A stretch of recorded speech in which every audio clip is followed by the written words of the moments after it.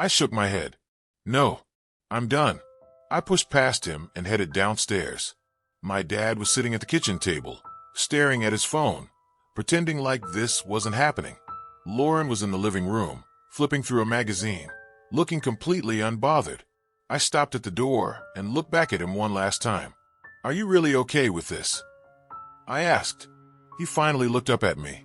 His eyes were tired, full of something that almost looked like regret, but he didn't say anything. That was my answer. I swallowed hard and walked out. The air outside was crisp, and for the first time in years, I could actually breathe.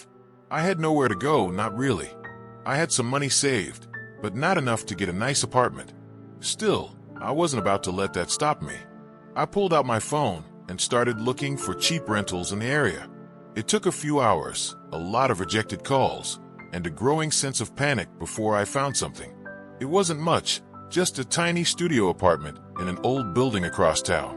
The rent was low, mostly because the place was half falling apart, but I didn't care. I met the landlord, signed the papers, and by the evening, I was standing in my new home. It was small, really small. The kitchen was basically just a counter with a sink and a microwave.